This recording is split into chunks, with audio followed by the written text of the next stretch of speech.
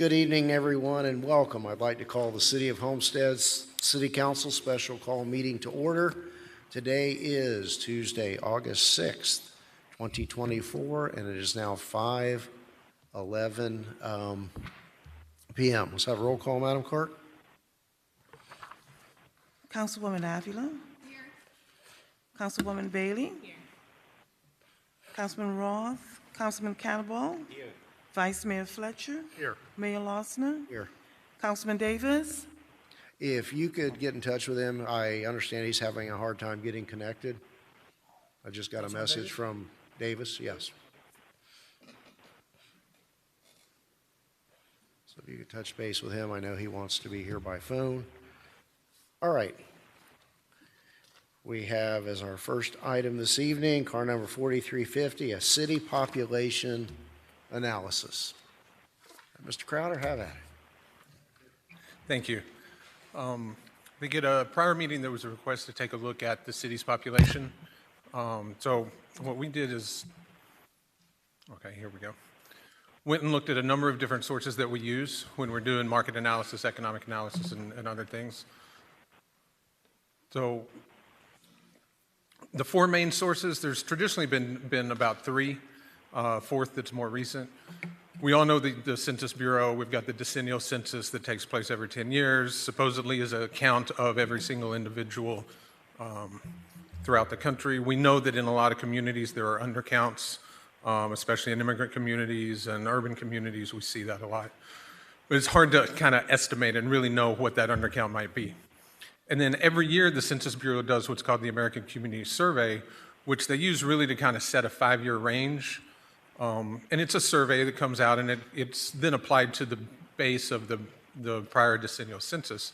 But so the one that's out right now would be like 2018 through 2022. So they have estimates there. The state of Florida, for their official estimates of population, including for revenue sharing with cities and counties, uses the University of Florida Bureau of Business and Economic Research, BEBR. They use a housing unit methodology. I've worked a lot with them when I worked prior for cities in helping them and working with them, understanding their methodology and going back and forth. And they have I think I have more confidence in their updated estimates over census population, over the census, as they move throughout the decade. Esri is a data source. It's a private data source that's used by a lot of companies, a lot of governments, and they've got a lot of proprietary methodologies. They go off of a base of the census, but then they do other things that they're keeping up with, looking at birth records and death records and employment records and different things to use their methodologies to come up with an estimate. And then more recently, a company, Placer AI, which is location analytics, and most of you have seen some of our data on that before. It's mainly mobile phone location data. It's augmented with a lot of other data that they have acquired or that they partner with, and then again with their own proprietary algorithms. We've used this a lot basically for about the past 4 years. We do have pretty strong confidence in it. We've validated and tested it in certain locations on different things. We're able to segment out from their residents or employees in an area or visitors to an area. You'll see a little bit of that in a moment. So when we went back and looked at these, we saw numbers that were a little bit all over the place, kind of in a range, but not necessarily surprising. The 2020 census was almost 81,000. When they did the American Community Survey update, it was slightly down in 2022. And you can see that difference in methodologies when you look at the University of Florida 2022 estimate, which is about 4% higher than the Census Bureau's estimate. And so that may account for some of that undercounting because it's a different sort of methodology that they use. An increase again, the University of Florida estimates for 2023 are already out at almost 84,000, which is close to the Esri population estimate, which is almost 85,000. And that's another one we've used a lot, that we have a lot of confidence in, just understanding a lot of their methodologies and really the investments that go into some of their technologies. And then when we looked at segmenting out the residents using the Placer mobile technology and methodology, there was a little bit of a range, but it was up around 87,000 in the population for residents for the past 12 months. This was a 12-month period that's last July through this past June. And so as we look through them, we do just our own sort of estimate. It's not a hard estimate, but if we're just in passing and talking with someone, telling them about the city of Homestead. We're going to say Homestead's about 85,000 people, maybe 85 to 90. When we ran the cell phone location data, this is, it's not specific homes, but it's by block group, census block group that it gets mapped to. You can see where sort of the density of some of that population is. Obviously, you've got population throughout most of the city, but certain areas where you have more of those panel mobile phones registering. And then what we're able to do with the mobile technology is see when are people in different locations. And so you can see throughout the day when people are at home, more likely to be at home, and when people are more likely to be somewhere else, whether it's work or out shopping or somewhere. You'll see this never reaches the full 85,000 estimate, because even at night, some people are always not going to be at home. So you'll see that fluctuate.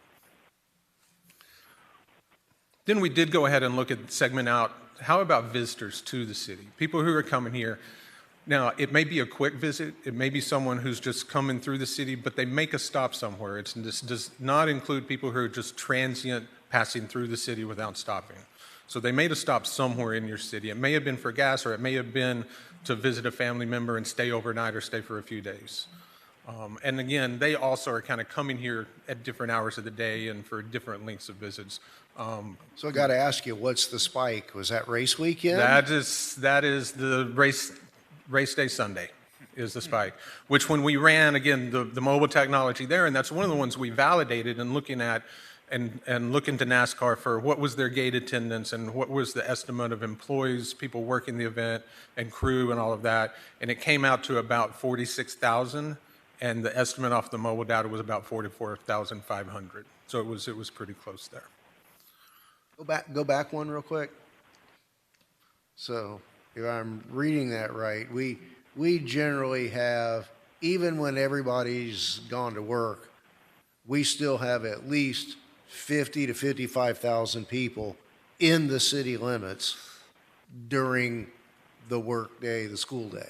You actually have more than that, and we'll show you that in a chart. You have, during that day, about 55,000 of your residents, but then you still have a lot of other people in your city. Gotcha. And obviously, different things are based on resident population, but you've got some of your city services that really, you have to think about everybody that may need services in your city at one time or another.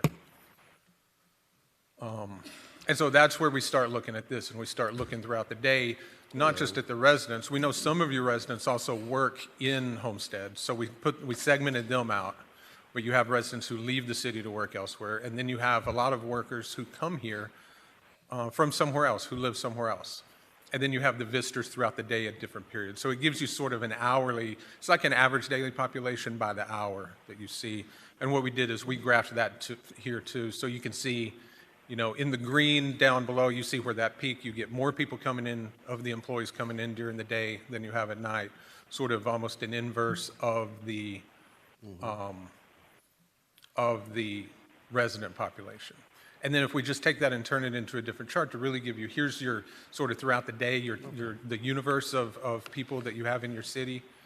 It approaches, it's sort of between 90 and 100,000 overall when you consider those different segments of people. Yeah, so we're about 85 during the day. Right. Given the ebb and flow of people, we're at least at 85. Yes, sir. Seems like a lot more. And that's the final chart. So I'm happy to take any questions or comments. Good. Council, any questions thus far?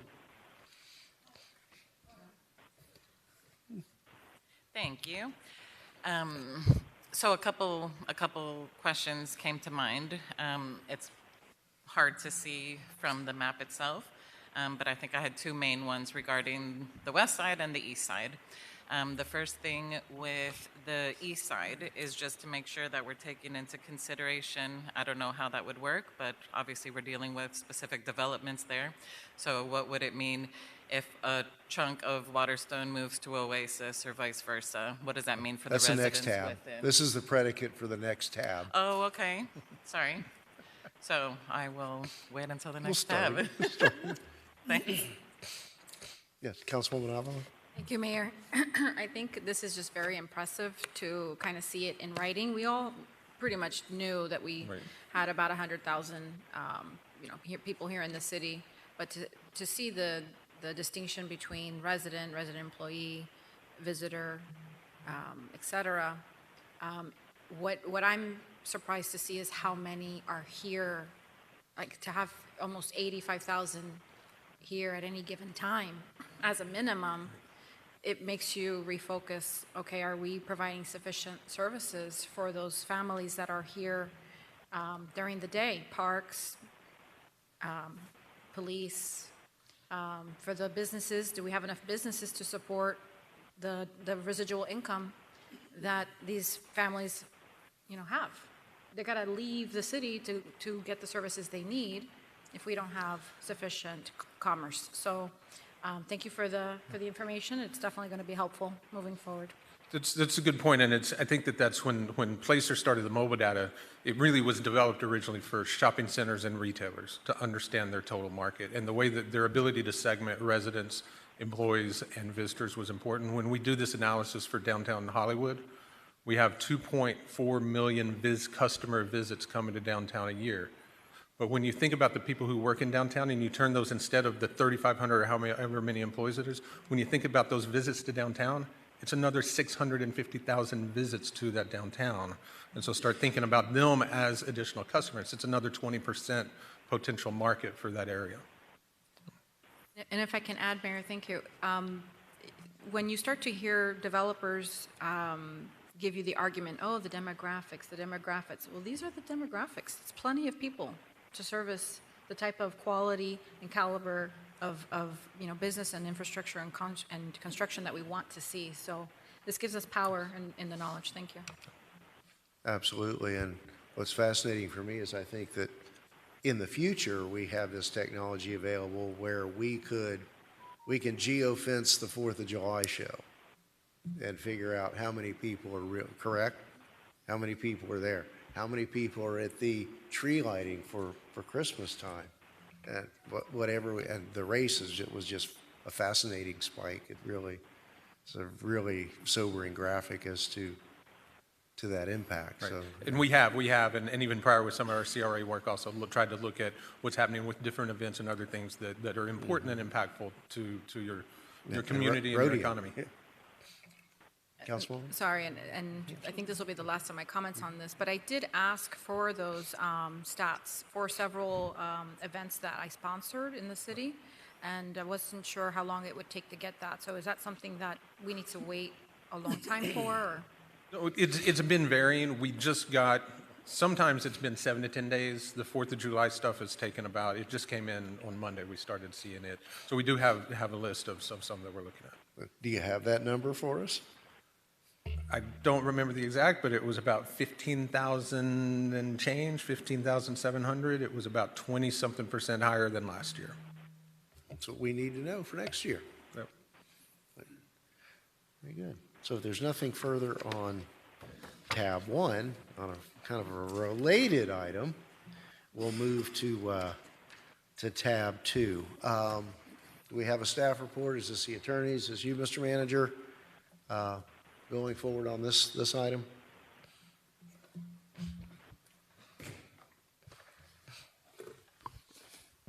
Mayor, Boundaries?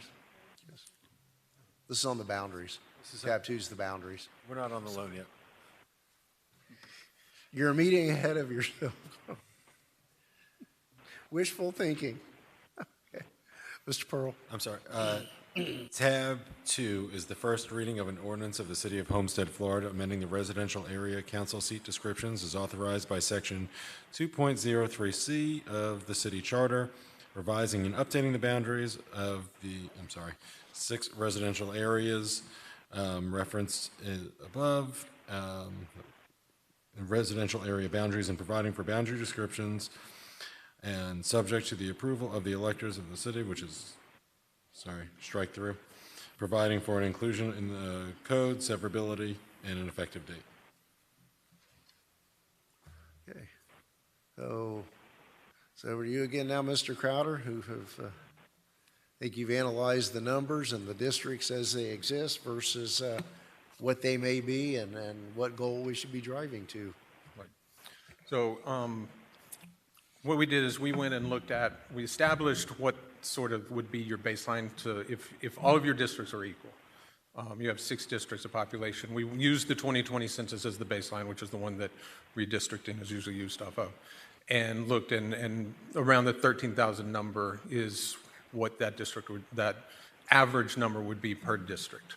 And then from there, we looked at your existing populations, and you'll see on the map, I think the map number 2, we included the percentage differential of what the current districts are. And several of the districts were more than a 10% differential or variance from that average. And so there's a pretty widespread, especially District 4 has a significantly higher population than the other districts, and it was in the 20% in the differentials. So we started looking, and we saw that in some of the district boundaries, certain census block groups were broken up and split between districts. There were some natural barriers that were maybe not used for some of the boundaries. So we pulled the population data for each individual census block and block group and said, okay, are there changes here that can make sense from both a, similar community, similar area, using natural boundaries or natural roadways or different things, and where we can recommend that these move and get close to within a 10% differential of that average. And so what you see before you and on the maps reflects that in those shifts, I think from District 4 to District 6, District 4 to District, 3, from District 1 to District 5. In some cases, we had to make a move, say, from District 1 to District 5, and then a small piece to unify a census block from District 4 to the north to District 1, but it also helped balance out and get closer to the balance of the populations. Very good.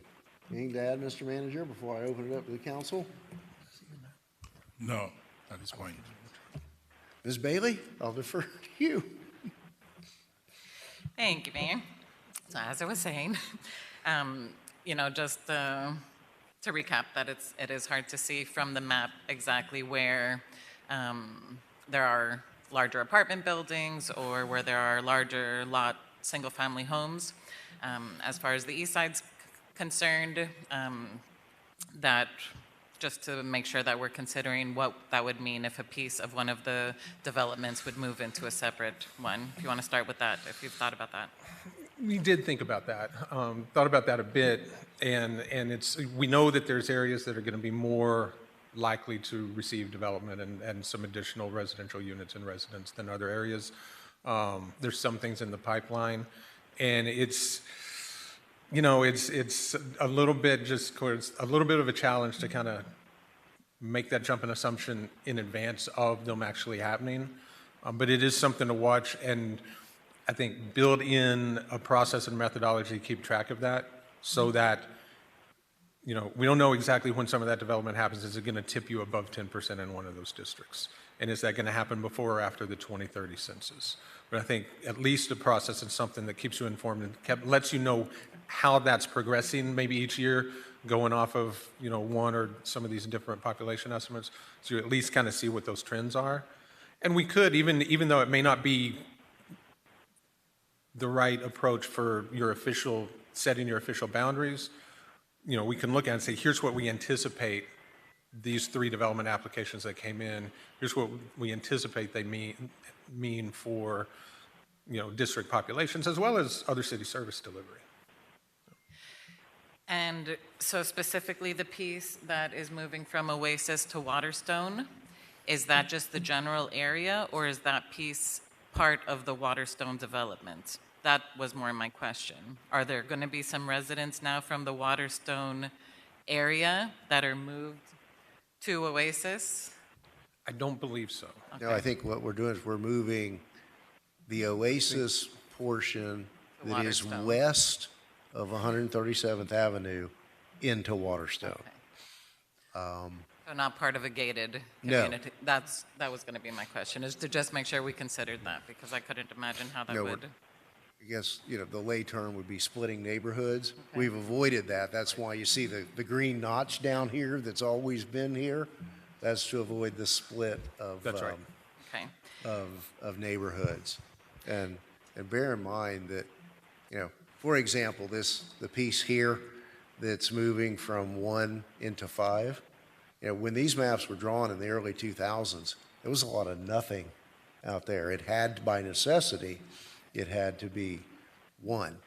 And, the beauty of this is that 5 and 6 are, for the most part, built out, with the exception, and then, you'll have Midtown coming into, I think, into Oasis in the future. I mean, that's in Oasis now. Clearly, this contemplates that, for future, Sandero would be part of the villages. It seemingly geographically that makes sense.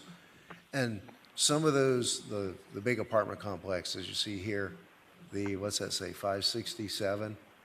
That's the white here, that's moving from your district into District 1. Right.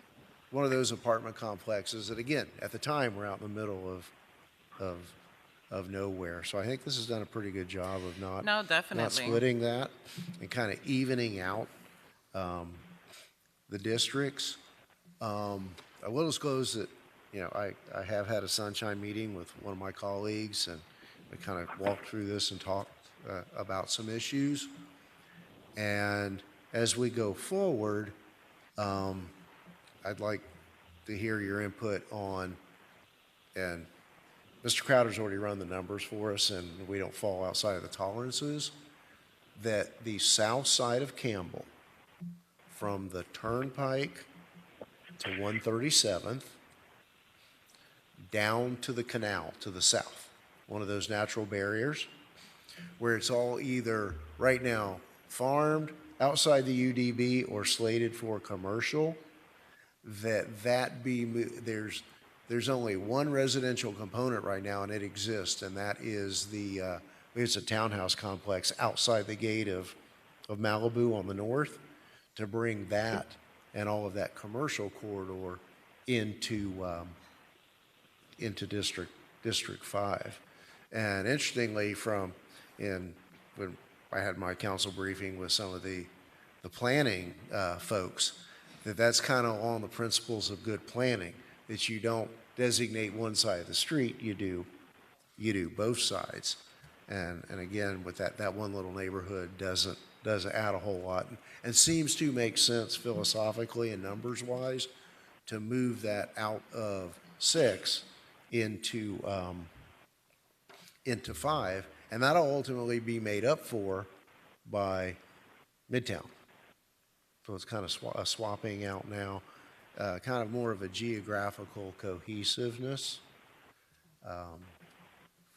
I agree with that completely. The last piece regarding the Northwest and the Southwest is just to make sure that we're also taking into account the very disproportionate percentage of permanent residents to renters, because I think that's one of the biggest issues I know specifically with the Southwest of getting involvement in people renting, and is just to make sure that we take that into consideration as well. And as long as we can make something that's fair for all of Homestead, I just wanted to make sure that was on record. It is. I mean, it's difficult. Let's not kid ourselves. Geographically and historical neighborhoods and demographics, it's hard. Trust me, it was hard in 2002 when we first drew this map, and we did the best we could. And we talked kind of about Oasis in a vacuum without ever really realizing how massive Oasis really was. Further to my left?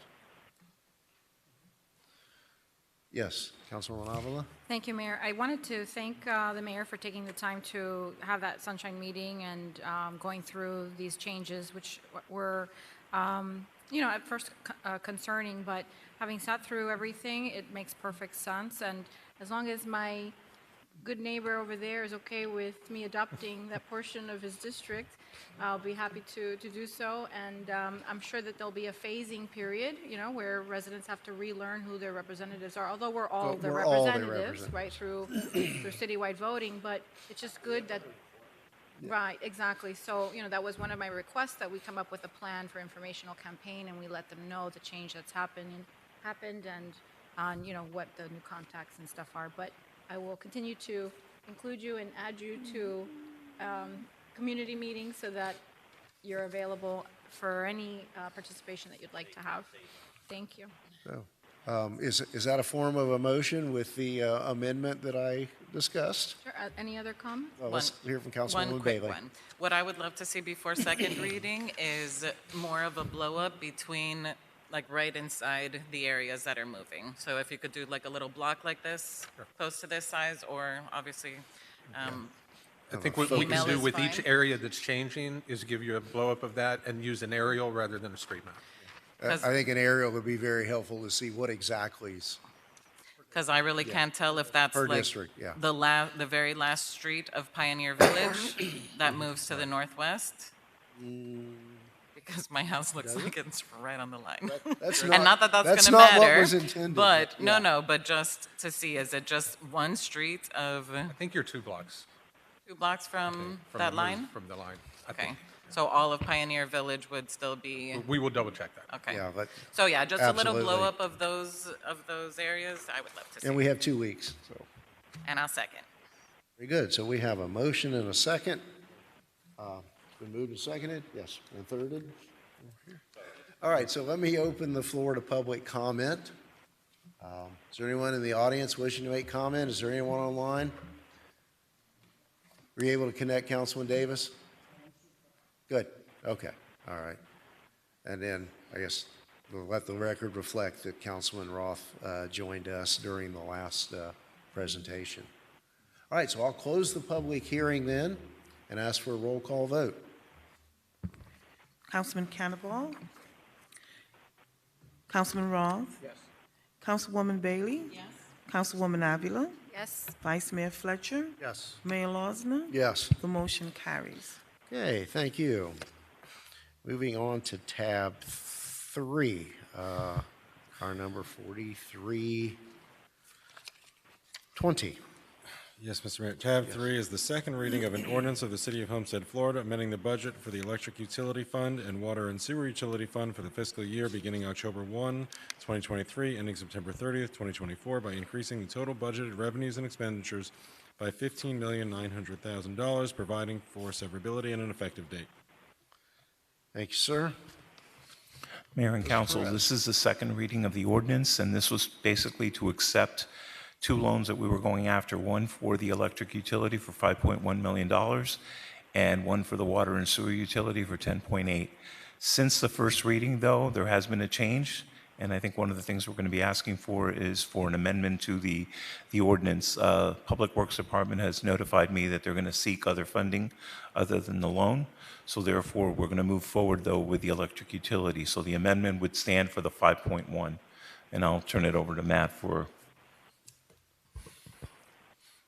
Yes, if the council wishes to move forward, what I'd like is a motion to amend the ordinance to remove the line items with respect to the water and sewer utility fund increases. It's for the amount of $10,800,000, and to proceed with the electric utility fund amendment only, increasing by $5.1 million to reflect that loan.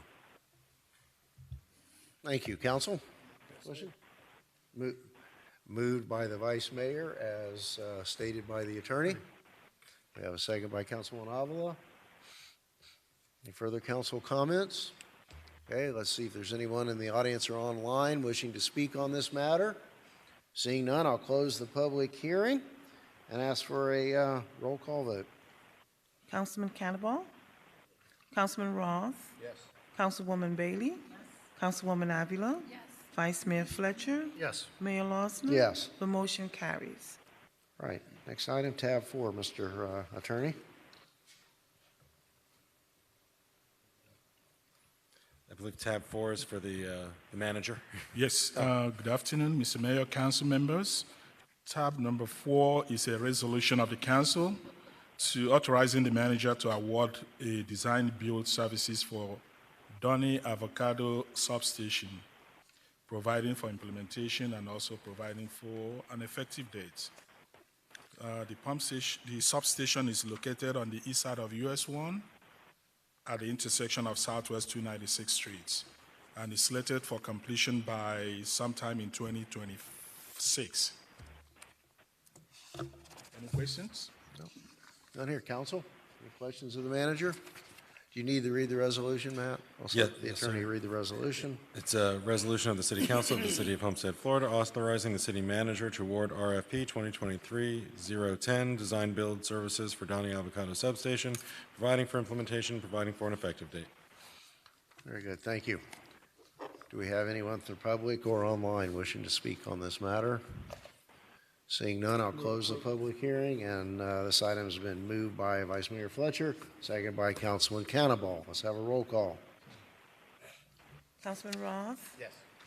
Councilwoman Bailey? Yes. Councilwoman Avila? Yes.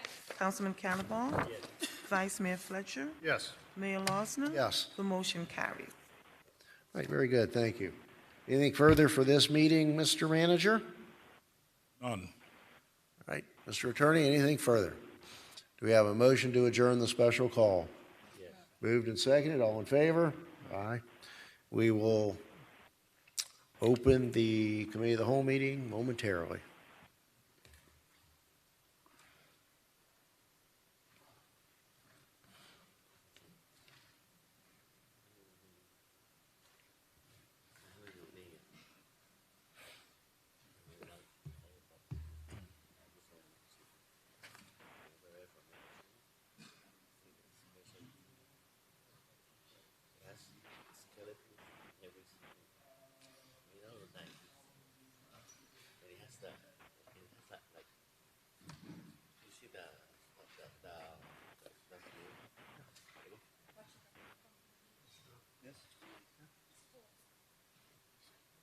Can you all hear me?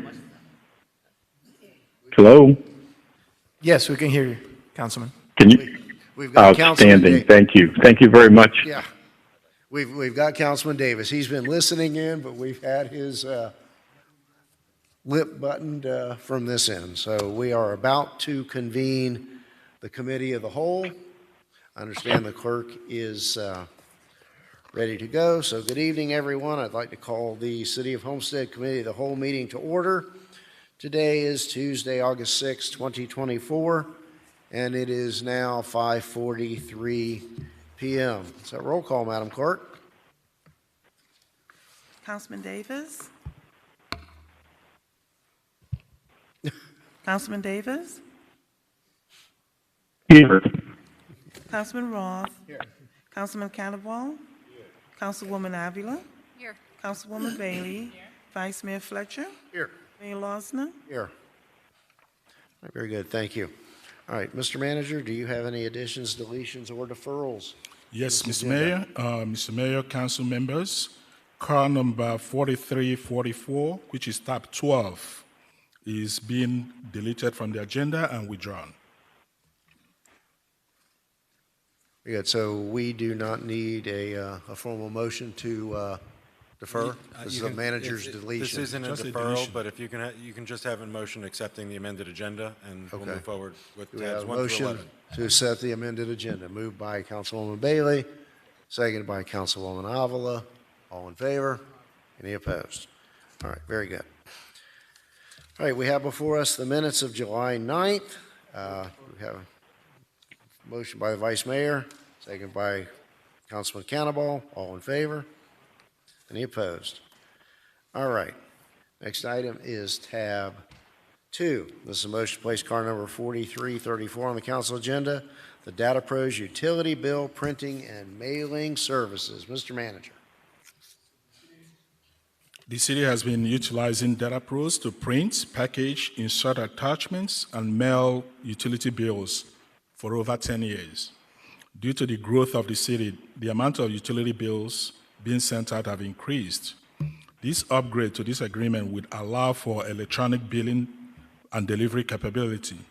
Staff recommends that Mayor and Council approve the attached resolution and authorize the manager to piggyback on the existing City of Freeport agreement with Data Pros LLC for the purpose of providing utility bill printing and mailing services. DataPros performs the following services: daily electronic transfer of date files to DataPros, formatting the files for laser printing, bill packaging, search and view fields, as well as delivery of the utility bills via USPS for mailing. This is something we've been looking for to get the city of Homestead into the next century. Any questions? None here. Thank you. Mr. Pearl, do you need to read the resolution? No, sir. For the cow, we're just going to, Okay. and you just need a All right, motion to very place good. this on consent. Council, any questions or comments? Councilwoman Bailey. One quick comment, and then I will move it, is that I had just mentioned that we don't forget for next year to consider offering a discount for anybody who does do paperless only. So, That's acknowledged. thank you. good. Move it. All right. So moved by Councilwoman Bailey, second by Councilman Cannibal. Do we have any public comment?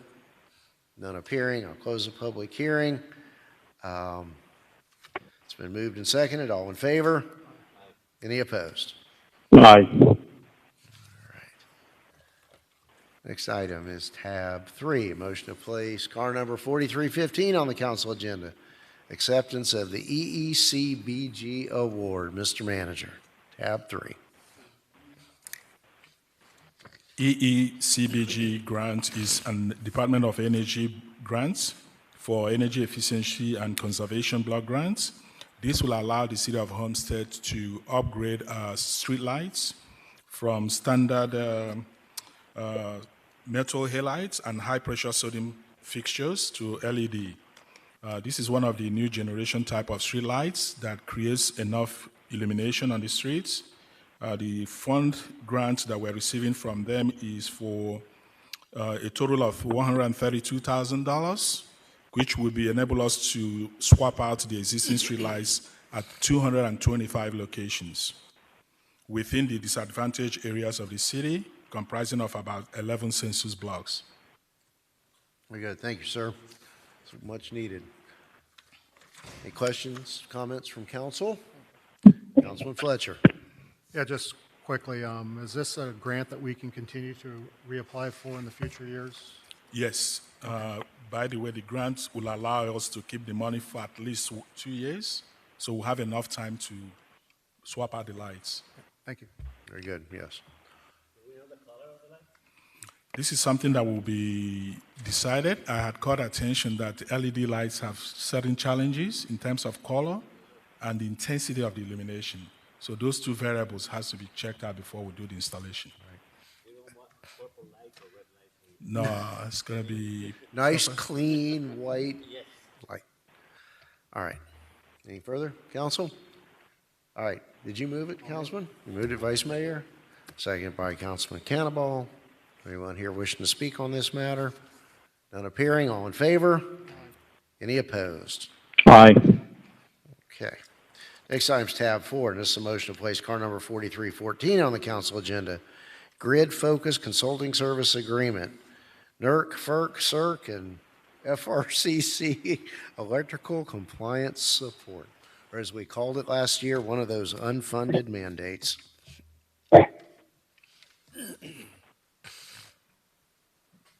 I'm going to ask the Electric Utility Director to explain some of these strange acronyms so that for everybody to digest it.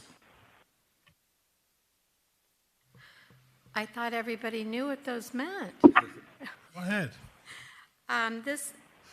These are organizations that handle the reliability of the bulk electric system or the nationwide grid. NERC is the North American Electric Reliability Corporation. FERC is the Federal Energy Regulatory Commission.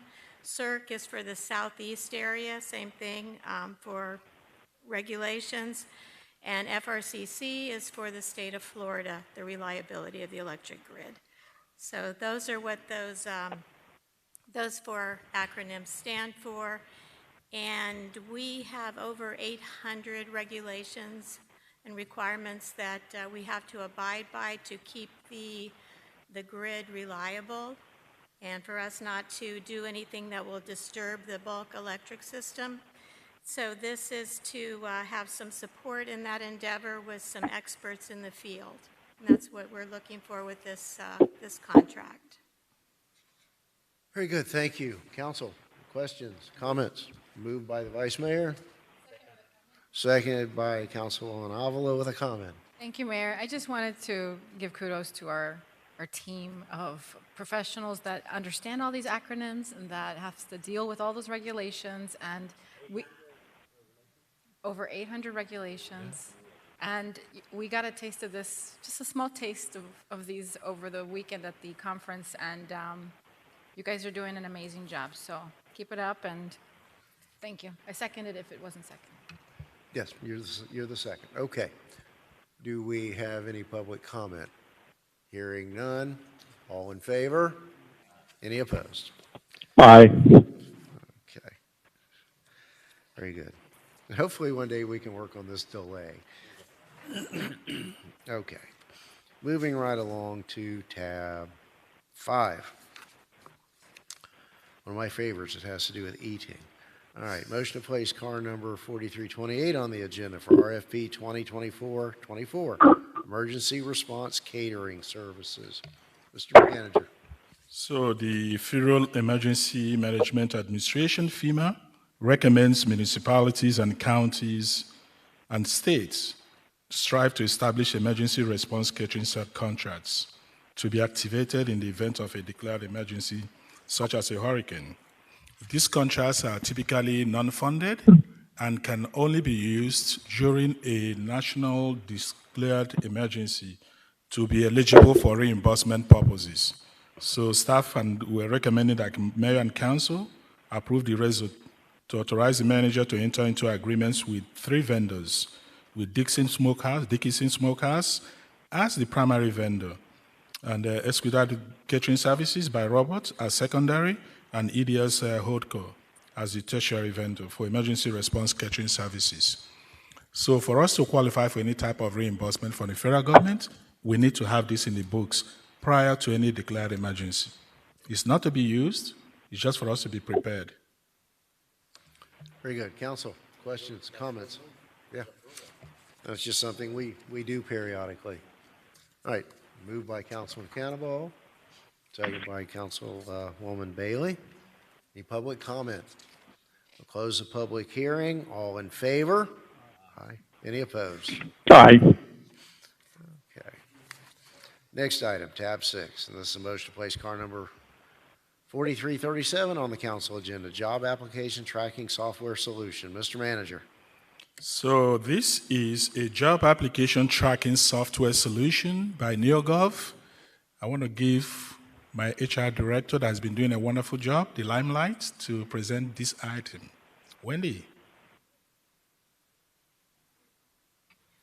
Hello. Good evening, Mayor and Council. Go ahead and read the recommendation. Staff recommends that Mayor and Council approve the attached resolution for the purchase of a job application tracking software solution with NeoGov pursuant to North Carolina Sheriff's Association bid number 24030222 contract, and authorize the city manager to execute a 37-month agreement with optional renewal terms and possible price adjustments. The total software cost for the initial 37-month term is $144,661.70, and a one-time fee for $12,900 for professional services associated with the implementation of the project.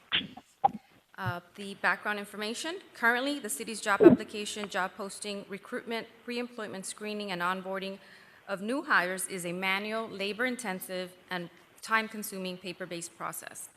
The proposed software solution provides a job application workflow which includes online submittals, applicant communications, applicant qualification reviews based on job requirements, managing the interview phase, and an online onboarding process all in one system.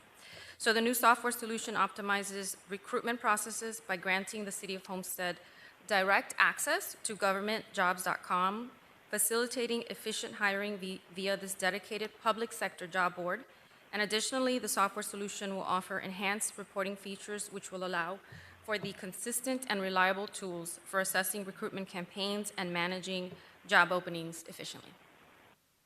Any questions? I think the comment earlier that another purchase would bring us into the 21st century. Yes, sir. I think it's safe to say this is a very similar situation. Yeah.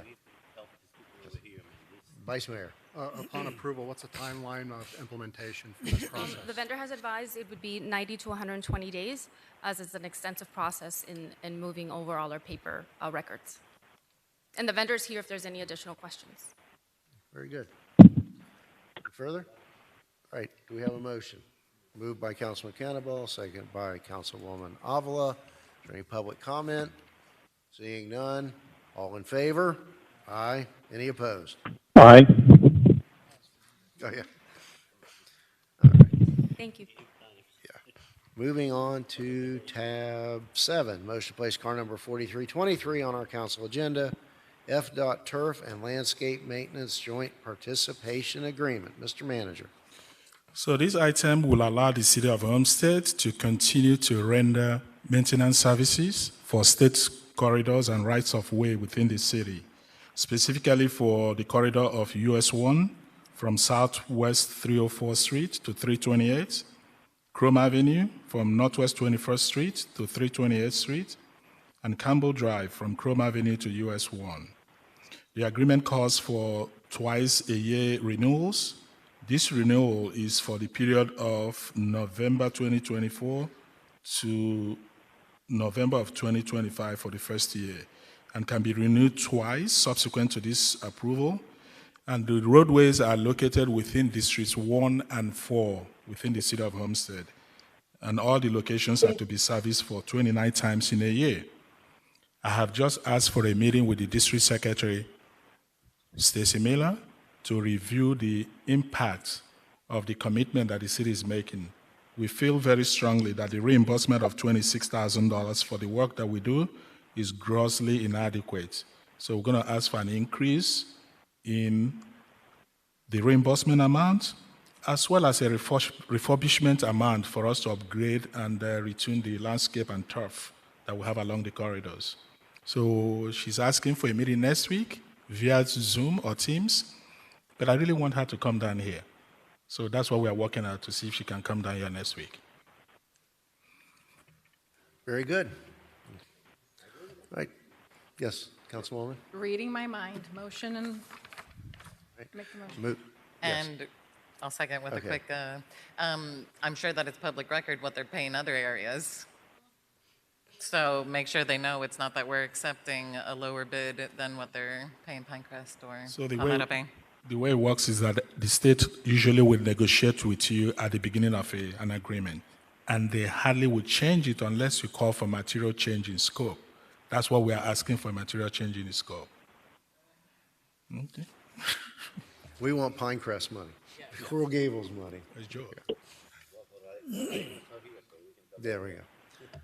All right, so moved by Avila, seconded by Bailey. Any public comment? Mr. Mayor. Oh, yes, I'm sorry.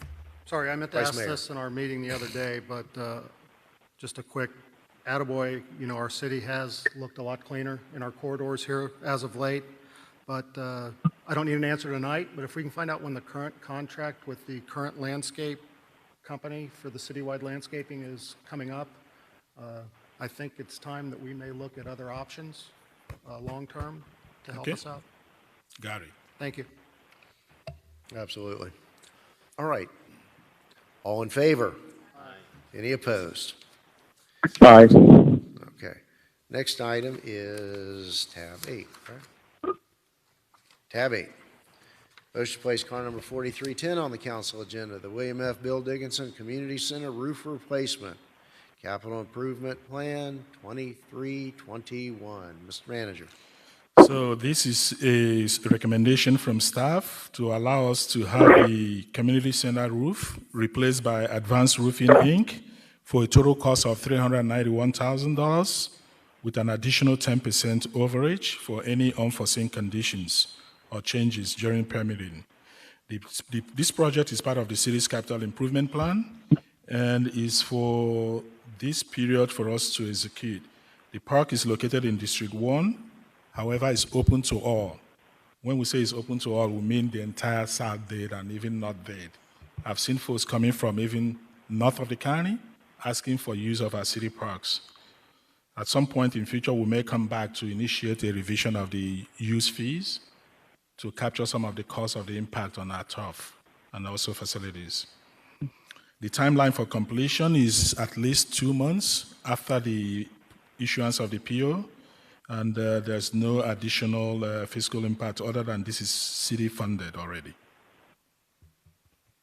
I might add that we are utilizing a different form of procurement that yielded a savings of $131,000 from what we did before. So it had been bid before, we recalled it, rebid, and were able to net additional savings. You caught that right.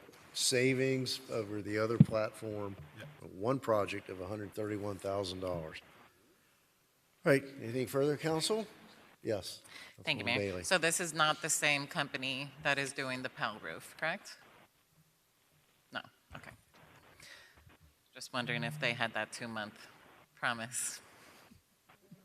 So usually they give you a timeline bearing any unforeseen conditions, So which as is I'm- typical of construction.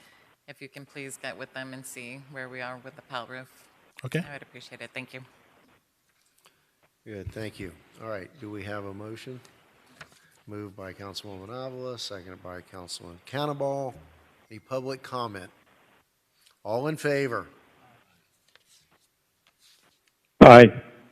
Any opposed? Next item is tab 9. This is a motion to place car number 4351 on the council agenda. Statement of claims made by V. Rosales as personal representative of the estate of J. Calderon. Mr. Attorney? Certainly, Mr. Mayor. On February 13th, 2021, Vanessa Rosales alleges that her son, Jeremiah Calderon, died in an automobile accident that occurred at or near the intersection of East Palm Drive and Old Palm Drive in the city of Homestead. Ms. Rosales alleges that the accident was caused by the alleged negligence of Sergeant Ryan Cawley of the City of Homestead Police Department in the course and scope of his employment. Ms. Rosales, as personal representative of the estate of Jeremiah Calderon, has alleged wrongful death damages provided under Florida law and filed lawsuit against the City of Homestead. With the consent of the city's excess insurance through Preferred Government Insurance Trust, Ms. Rosales is willing to execute a general release extinguishing any and all of her claims arising from the accident for a total amount of $300,000, including all costs and attorney's fees. The city will be reimbursed for this payment by Preferred Government Insurance Trust, less any remaining limits of the city's retention. Thank you, sir. Questions or comments from council? Moved by the Vice Mayor, seconded by Councilman Cannonball. Any public comment on this item? Seeing none, all in favor? Aye. Any opposed? All right, motion carries. Let's jump to tab 11. Car number 4346 is the use of City Hall for a district, County Commission District 9, Commissioner McGee, an officer recognition event. Any information for us, Mr. Manager? Councilwoman Erica Avila is a co-sponsor of this item, and the event is going to be held within the chambers. The date has not been finalized. As soon as we get the exact date, we'll share with council. It's going to be commemorating and recognizing the gallant services of our first responders throughout District 9, which is inclusive of Homestead PD, Florida City PD, Miami-Dade County South Station, Kendall Station, as well as the Hammock Station. It's probably going to be either the 29th or 30th of August, and it will be in the evening between 6:30 and 8:30 p.m. At the expense of District 9, using our, so do you need any formal direction from us authorizing or approving the event? This is just for notification purposes. Very good. Any questions or comments from council? The only thing I might add is that it's going to be noticed as a sunshine meeting in case more than one elected official wants to participate. Very good. Thank you, Councilwoman, for bringing this in. And last but not least, tab 10, car number 4331. Discussion regarding the William J. Chrome sculpture update and placement options. So let's have the update. Is that you, Mr. Hennis? I believe so, sir. Thank you, Mayor, Vice Mayor, council members. This is a request seeking direction on the preferred option for placement of the William Chrome sculpture piece. It's needed at this point in time because it is being founded right now in the foundry up in South Dakota. They expect it to take probably most of this month and maybe half of September, but probably by mid-September we'll be in a situation where we can have a better idea about when we can place it. What we need to do between now and then is to create a base for it to be placed on. So it's really imperative now to begin selecting a location for the base to be placed so that we can construct it so that when they bring it down, we can place it. Within your packet, there are 6 options. There may be more, but these were the 6 that have been talked about. When the call was originally done for the piece, it was sort of designed with placement expected within the plaza area of City Hall, just because that's how the call was written. It was also talked about a location along Chrome Avenue, with the discussion at that point in time being along the sidewalk close to the old town, historic town hall. Due to the size of the base that's needed for this sculpture and the size of the sculpture, it would really overwhelm that type of placement along the sidewalk of Chrome Avenue. So the 6 options that are given to you are more reasonable locations for placement. Another consideration that needs to be kept in the back of your mind as you're thinking about placement involves its design. He has designed pointing, and while maybe it's unimportant, when the artist designed it, he designed it in the manner that he's pointing with purpose. He's pointing the direction of where the railroad is heading, which is Key West. So the point does have a tendency to mean something in terms of the artist's original idea and scope for it. And with the transit in front of him, it has particular purpose as well. So in siting it on a location, you don't want to be placing it where people that are walking by it or around it are looking always at the back of it. You want it to be looking sort of at the front of it where he's pointing. So some of the locations are better than others in terms of that. Probably if I was sort of scoring them, the one that probably has the most direct point is option 2, which is on the corner out here, just because his back would be to the road, but his face and his front would be for the plaza area itself. It would have sort of a backdrop and things like that. But there are other locations where that can be accomplished to a degree, but probably not as well as that location. So with that, I'll leave it for you guys to provide some focus on what your thoughts are with it. We did try to break down each of the 6 locations in terms of the scale, the fit, and some of the limitations with it to help guide in some case. And then we did provide some other considerations about what's going to happen from this point forward in designing the base and things of that nature. Thank you, sir. Well, I know the artist is online with us, so before we all become, 7 different artists heading in 7 different directions, let's provide the opportunity for our esteemed sculptor to chime in. Welcome. Hey, good to be here, or there. About the direction, my sense of direction is not the same as it is on the prairie. And originally, I thought that Key West was straight south. I guess I've only been there once but the first 50 miles, the epic part of his surveying was the first one to survey through the Everglades, and that is almost directly south direction. So like the one in front of the main door, I think is pointing exactly where he went. The hard part where he came back to rags on that journey. So, you know, that was just my thought on it. But what's more important is that it's readily accessible to the public, and it's in their, it's more in their daily lives. It's not set in the back end where nobody sees it. I think the prettiest was out in front of the columns, on the row of columns. I think that aesthetically, I think is the best. But I also think the entrance to the courthouse, is at the south side, is probably see more visitors or foot traffic usually. But it's none of it's really critical other than that it gets seen well and maintained well. So much.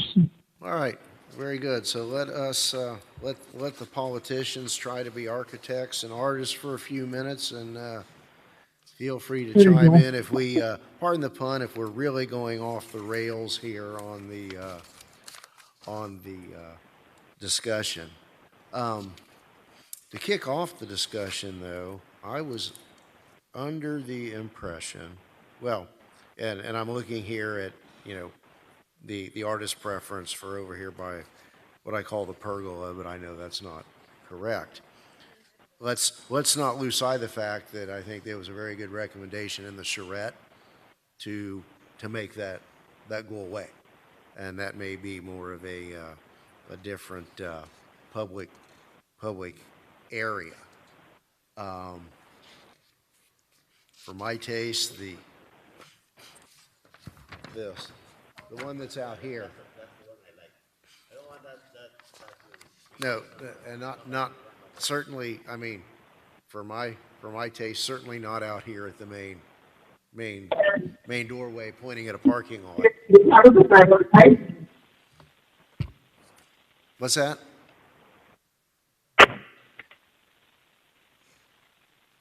Barry Nelson. All right. So who was you? Yes, Councilwoman. Thank you, Mayor. In considering all the options, one thing that I tried to do was go back to the visioning session and say, okay, well, where were we, where did we want to see some of those ideas come to life, and you know, where it doesn't compete with the statue. And so I was interested in seeing how it would look at the number 4 site, which I think is the one with the columns. But I'm in agreement with getting rid of the columns and turning that whole area into a more public-friendly place. And I think that the statue would be fitting there and would be more approachable if that ends up being the plan. I would agree, and we would need to have a pretty good idea of how that future change would lay out so that it doesn't need to be moved in the future. And can we do that sooner than later? So, I mean, are we going to be able to get rid of the columns before the statue goes in? Because it's construction around. No? Okay. Well, it can be protected, but wasn't there kind of an idea of a grassed area or an artificial grass area out there? But certainly not at the back door here, not at the council entrance.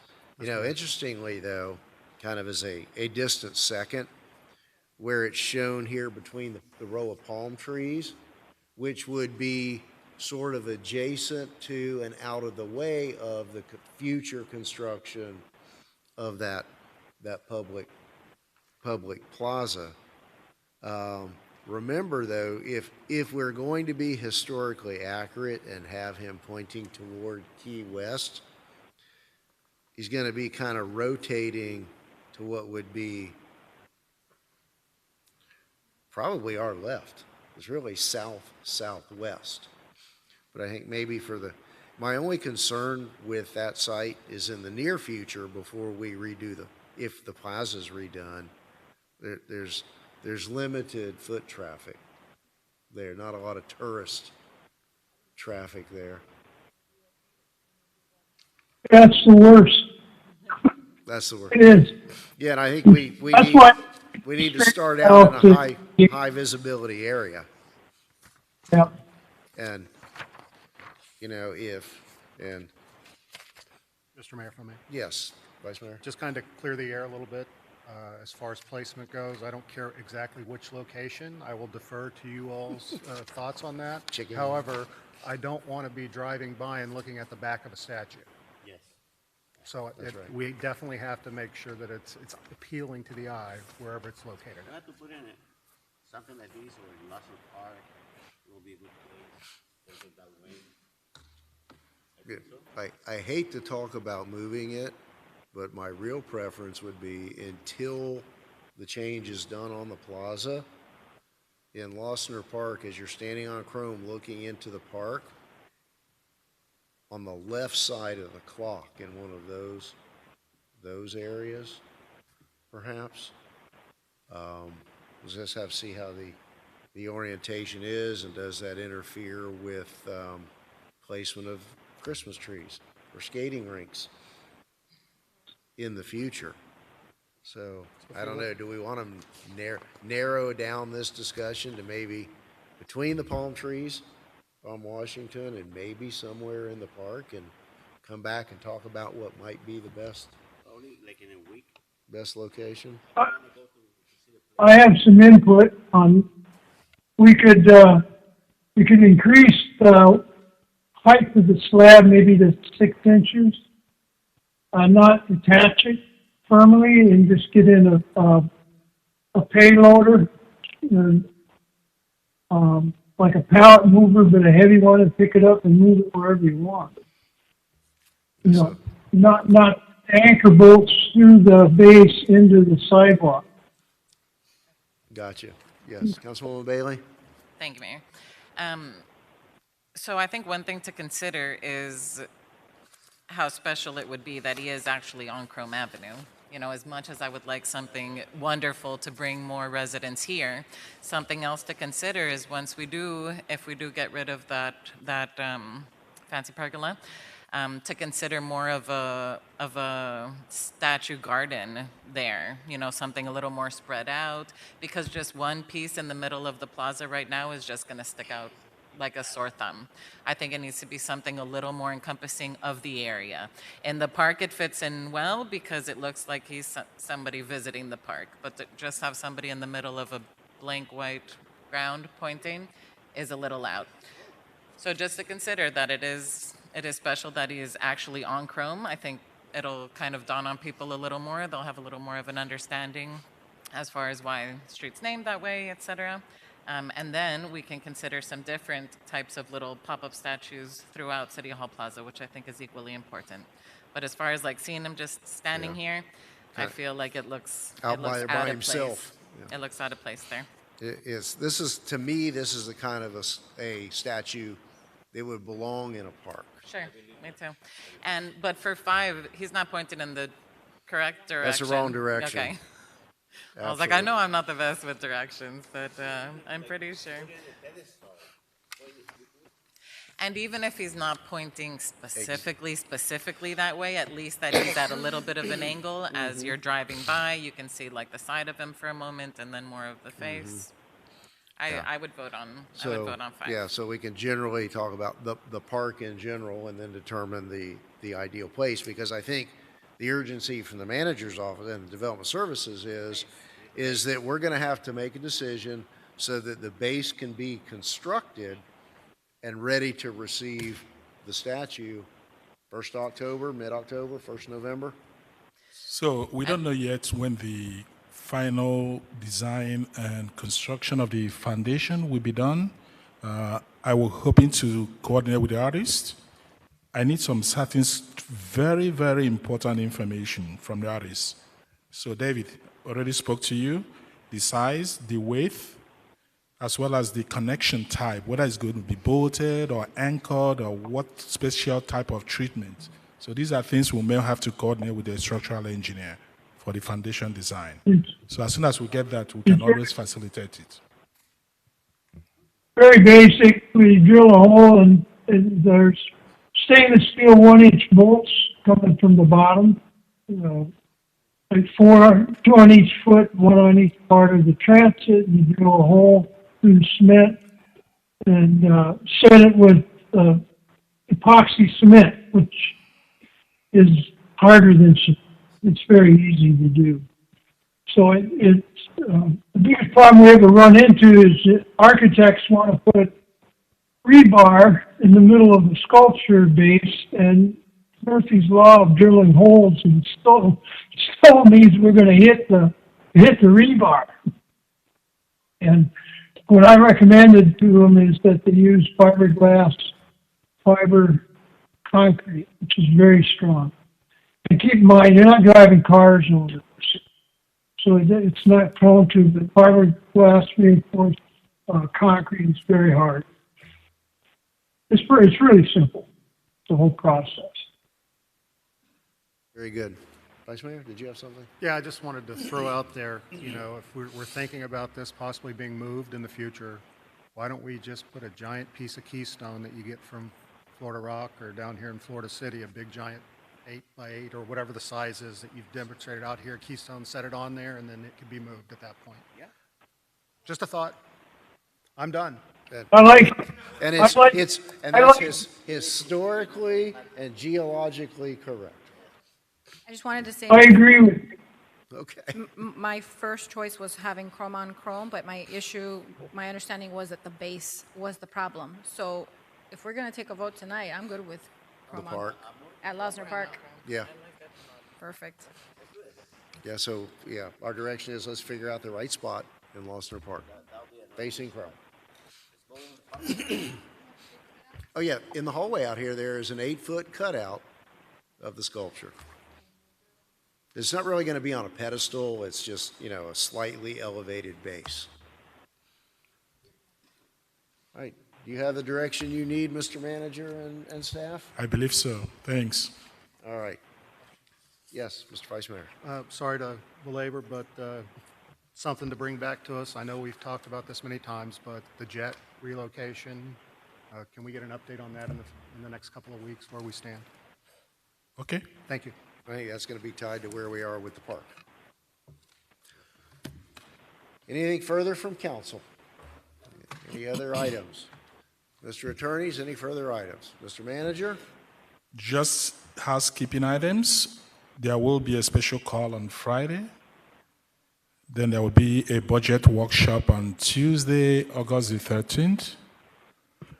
And also the City Hall chambers will be going through maintenance upgrades for the skylights on the ceiling, starting from Monday the 12th. And we were successful in getting the publishers of Miami Today newspaper to provide the City of Homestead with 50 copies every publication date at no cost. So if you want to receive any of those publications, we'll be distributing to council members and some directors, and we'll leave the rest in the lobby for the public to use. This is at no cost to the city. Thanks. Good, thank you. Thank you, Mr. Manager and staff. Appreciate it. Out of here in pretty good time for the amount of meetings we had. You have a motion to adjourn? All in favor? Aye. Thank you all. Meeting adjourned.